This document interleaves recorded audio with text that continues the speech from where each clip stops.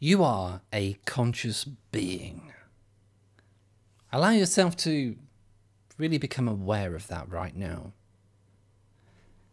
Pay attention to the quality of what it's like to see the world around you.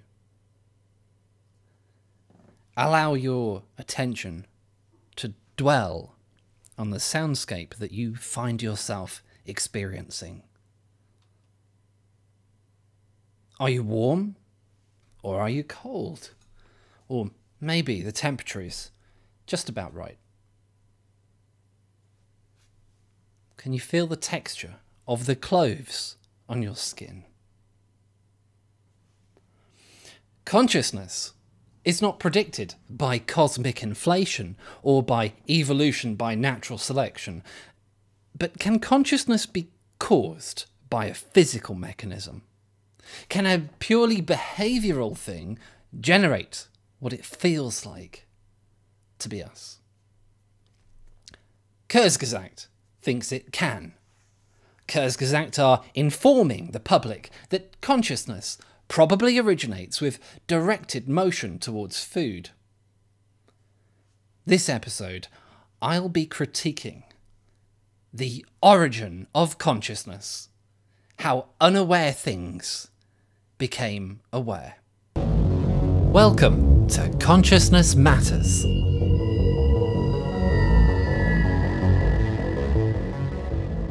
Kurzgesagt consciousness. Critiqued. Why does it feel like something to be us? Well, we might get curious and search YouTube for answers.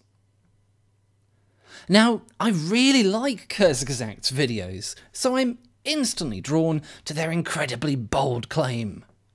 The origin of consciousness? Wow!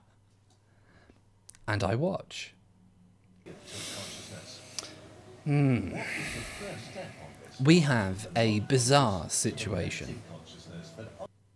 Kurzgesagt's video can be broadly broken down into two categories. Number one, explaining how simple consciousness becomes complex consciousness. And number two, explaining the origin of consciousness. Now, the first category is well-reasoned, well-evidenced, and makes for a powerful narrative. However, it's irrelevant. I didn't tune into this video to see how simple consciousness becomes complex consciousness. I wanted to understand the origin of consciousness. So let's move to that second category. Let's concentrate on claims about the origin of consciousness. The original function of consciousness was probably to direct a mobile self that was short of energy to a fresh supply of food. So the argument is that consciousness came into being for a creature to fulfill a required function. Well, why couldn't an unconscious biological mechanism evolve to fulfill that function? Why should we presuppose the origin of consciousness here? Why should this be the start of it feeling like something to be us? The first major step towards consciousness was probably taken when mobile selves started to move themselves directionally, moving towards what was good for them, say food, and away from what was less good, say someone else who thought that they were food. We've mainly repeated the original assertion of what's probable. We've not actually explained an origin point of consciousness. What is the origin of our consciousness? It probably began as the directed motion of a hungry self towards a source of food, with the survival benefits this gave it over competitors that moved at random or not at all. A hungry self presupposes the thing that you're trying to prove. A consciousness feeling hungry. So that's a logical fallacy to watch out for. The key thing here is that instead of an explanation, there's merely this repeated assertion. Consciousness probably originated to help creatures achieve goal-seeking behaviour. It might be worded a little bit differently each time round, but there it is. That's the exercise. And the exercise is bizarre, in the sense that we're looking for the exact physical mechanism in an organism or in a brain for generating a feeling, sentient ghost, if you will, from the biological machine. Yet, any physical mechanism we point to will be explicable physically. There won't be a need for a ghost to explain it. The exercise is inherently self-defeating and paradoxical. Confused? Don't worry about it. This is such a hard point to fully absorb that I feel the need to put on a show for you. Tonight, I am going to play along. I'm going to play along with the idea that consciousness comes into being with a creature's directed motion towards food. Ladies and gentlemen, may I present Bob! Bob, the world's first deliberately and knowingly created artificial consciousness. Now, Bob fulfills the requirements. It's as simple as that, folks. Bob finds food by smelling which direction it comes from and moving towards it. In the Kurzgesagt book on consciousness, well, in the video at least, this means Bob has simple consciousness somehow. Which is great, because now we can all look at the lines of code responsible for Bob's behaviour and try and figure out exactly how consciousness gets created. We can narrow it down like no one before in history. Now, Bob was carefully made so that we can study consciousness too. Bob can run in unconscious mode, tailored to the specifications of Kurzgesagt argument. Trichoplax adherens, one of the simplest of all animals, moves around haphazardly. It slows down in the presence of food and speeds up in its absence. But it never moves in a particular direction towards a particular target, and there's no need for it to be conscious of its environment. Bob can also be run in conscious mode, again tailored to the specifications of Kurzgesagt's argument. It uses chemoreceptors on its head to smell its environment and guide it in the direction where the scent of food is strongest. You'll see the difference between random movement and directed motion towards food. This allows us to look at and search the code to see where consciousness is, to isolate it, and the secret of consciousness itself. Don't take my word for it though, you can download the source code to check for yourself. Now the secret. The secret is to move forwards. And when you smell food more strongly in your left chemoreceptor, then you rotate to your left until the smell is roughly equal between your left and right chemoreceptors. It's how you know the food is right ahead of you, and then you keep trying to move towards it. Now, the same principle also applies for the right side too. If you find yourself moving away from the smell's getting weaker and weaker, then you're going the wrong way. Reverse by turning around, and only stop reversing. Only stop turning around if you notice that you've just smelt the direction of food nearby. And there we go, ladies and gentlemen, a logical formalism for consciousness.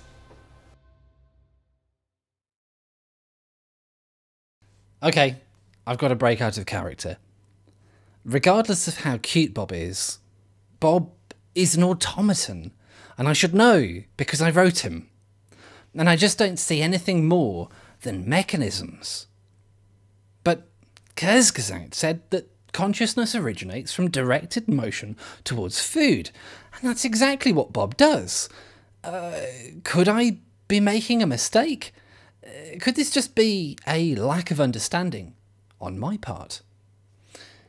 It seems that at some point these simple instructions and mechanisms must create consciousness. But how the hell does that happen? I think it's time we probably took a step back. Let's take a step back. We know what consciousness is. We all do. It's what it feels like to be us. And I just don't see how that comes into being with this. However, we're talking as if consciousness is a passenger and not a part of the system. We're talking as if the code decides everything and Bob's consciousness is just along for the ride.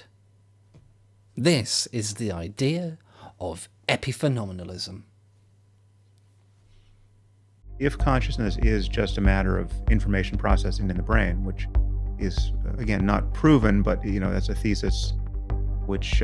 it's got to be. It's got to be the case. Which is, on very firm ground if that's your supposition.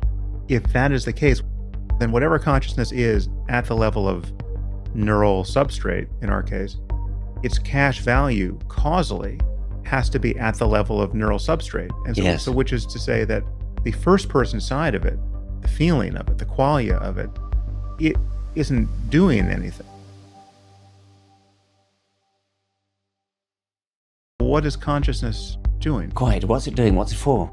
To quote Monty Python on this kind of conversation, my brain hurts. And I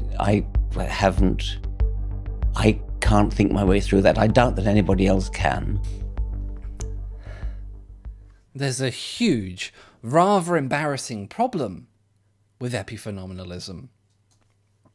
Epiphenomenalism puts forward the idea that physical states create mental states. Brains create consciousness, for example, but that this is one way.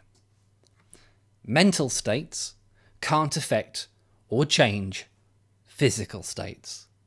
So consciousness cannot affect the brain. Mind over matter? Forget about it. You can't even really raise your own arm. It's just an illusion of free will. You just heard two of Western society's highly regarded scientists and intellectuals talking about epiphenomenalism. Does consciousness do anything, or is it epiphenomenal and doing nothing? Now, at first they seem to have decided that it can't do anything, and then a few minutes later, they're asking what it does. Neither of them seems to have thought about it thoroughly enough to realise that us talking about consciousness, or the mental realm, in the physical world, is all the evidence we need to see that consciousness, or the mental realm, changes the physical world. If it didn't, we wouldn't be able to talk about the mental through the physical, would we? If mental states were prisoners, there'd be no physical representation of them in language. This entire video would be impossible if consciousness didn't change, or even create reality, to at least some degree. Now, this critical point, which they have missed, can be very tricky to accept. We're practically trained against it. Now, if it's clear to you, and you get my point, then pat yourself on the back. You're doing very well. You're ahead of most Western academics on the subject. Well, there are good reasons why we've made such a dog's breakfast of understanding consciousness in intellectual and academic circles. Good reasons that I can't go into for this video. And this is why you can watch this video as an intelligent person and still find yourself struggling with the reasoning that I'm laying out here. However, if you're in this group, I want to help you, and I think I can. let me show you another angle on the same problem. It may help you realise what I'm trying to tell you. And if you've already got it, if it's already clicked, this should add even more depth to your understanding.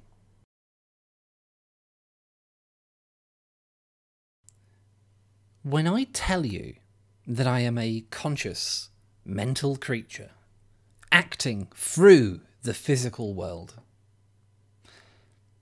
what's the cause of me saying this? If the cause is physical, then there's no need for any consciousness at all, because we've explained all this talk about consciousness as the inevitable output of physical processes. Really take that in for a moment. If the cause of me saying that I'm conscious is physical, then there's no longer anything for consciousness to actually do. Consciousness stops being what it feels like to be something and just becomes brain babble.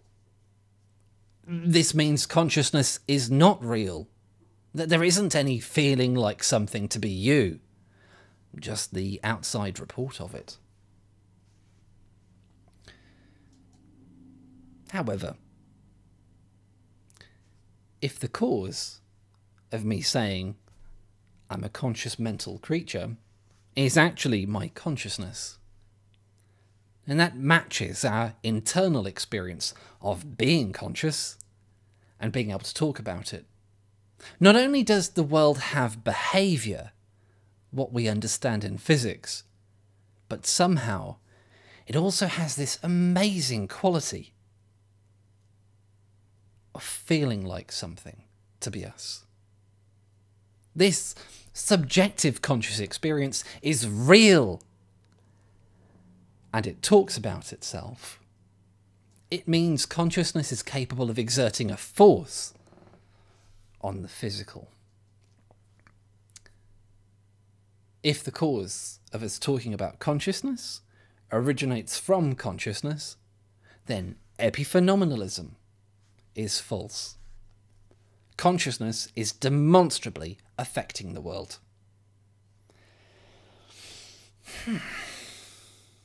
Which raises some questions. 1. Do we live in a world where other people's feelings are real? 2. Do other people have a mental world, and can they talk about this to other people? And 3. If epiphenomenalism were true, would we be able to even define epiphenomenalism? I will leave you to think about these illuminating questions. Is there a purpose of life? And of course the current scientific paradigm says there's no purpose at all. Consciousness is an epiphenomenon caused by chemical reaction, which I think is complete nonsense. It reminds me of what George Orwell once said, which was only an intellectual could believe that. This is ridiculous. And the evidence that disproves it just gets pushed out of the way. I mean, Rupert Sheldrake, whom I admire greatly, was on television, went on with Dawkins, and when Dawkins became very dismissive, I mean, Sheldrake asked him about the stuff that Sheldrake had sent him to read, and Dawkins said, I didn't bother to read it because I know this is nonsense.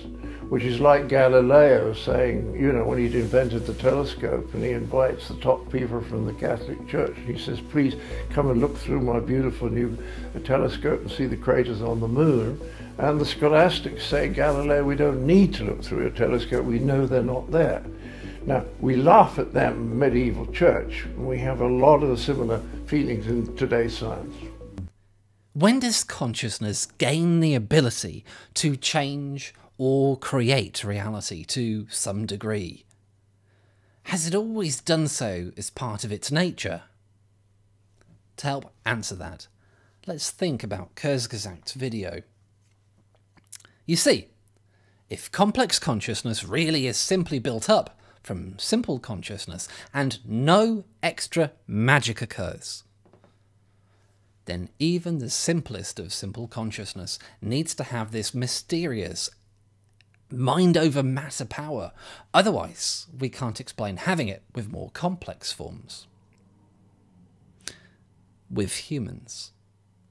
Humans who can talk about what it is to be conscious, even if Bob can't. Now, Bob, of course, lacks this mysterious extra factor. Bob truly is the automaton that some intellectuals seem to think humans might be. Suffice it to say, there is a mystery, and the idea that this mystery begins with directed motion towards food baffles me. We still think and talk as if there is a strange rain dance of consciousness, that if atoms were to jiggle around in exactly the right way, I call that a dance, then consciousness and feeling would emerge from a previously unconscious and unfeeling universe. Why do we think this way? There are those who may think that Kurzgesagt are on the right track, but that the mechanism is wrong. It's not directed motion towards food, it's blah blah blah. Doesn't really matter what you put in that space. It's something else. And for me, those people are disagreeing that directed motion towards food is the particular rain dance of consciousness. But they agree that a rain dance of consciousness is the right way to go about solving the problem. I don't think it is. I don't think that a rain dance of consciousness is the right way of explaining the origin of consciousness. I think that the principles at work in this critique of Kurzgesagt's story would debunk any other rain dance explanation in pretty much the same manner and just as effectively. What mechanism can't you put into code in principle? What mechanism could avoid being struck down by the arguments I present to you in this episode?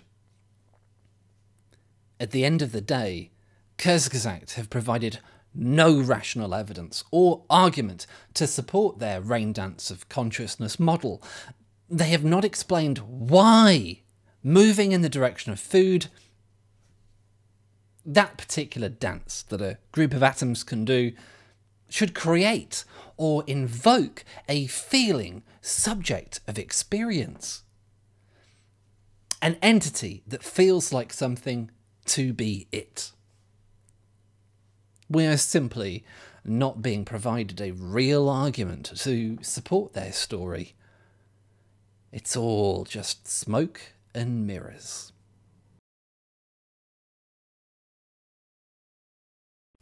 Ultimately, I think that calling the origin of consciousness to any particular point requires at least some sort of rational argument. So I would like to give you an example of what I think constitutes an argument about the origin of consciousness. 1. Consciousness can't be purely physical, because the physical is only behaviour, and consciousness is more than just behaviour. It's what it feels like to be us. 2. Consciousness must interact with the purely physical, otherwise we'd not be able to talk about the fact that it feels like something to be us through the physical world to other conscious creatures. 3. This means consciousness is asserting a force on the universe, and all forces are either reducible to fundamental forces or are fundamental themselves. Therefore, it looks like consciousness may also be fundamental. Now, you can disagree with the argument, but at least it's actually an argument.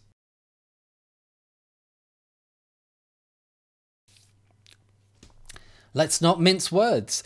Kurzgesagt episode flirts with the label of pseudoscience. It conflates the validity of one position, namely that simple conscious experience evolved into more complex conscious experience, with the validity of another. Directed motion towards food is probably the origin of consciousness. And when it comes to validating that hypothesis, the answer to the question of the video title, the origin of consciousness, Kurzgesagt, are completely devoid of any solid reason as to why it should be so. Kurzgesagt state consciousness originated for our evolutionary advantage, but anything that you can point to as having evolved when closely inspected is merely a mechanism, like Bob's code. There is ultimately no reason why this should give rise to it feeling like something to be us. Kurzgesagt's claims are baseless, but they're wrapped up in scientific-sounding language. And it's a harsh truth for a normally superb channel. A channel which I wouldn't hesitate to recommend to anyone, but I'd keep careful watch. I'd keep an eye out for any future claims they make on the subject of consciousness. The best thing for us is that just thinking about why Kurzgesagt are wrong, that can teach us something important. Most people think consciousness is supercalifragilisticexpialidocious. We all have our own inner movie. Consciousness is an amazing collection of sort of mundane tricks in the brain. If nature's made of nothing but unconscious matter, how come we're conscious? Consciousness is irreducibly subjective. Now that sense of being a subject, a locus of consciousness inside the head, is an illusion.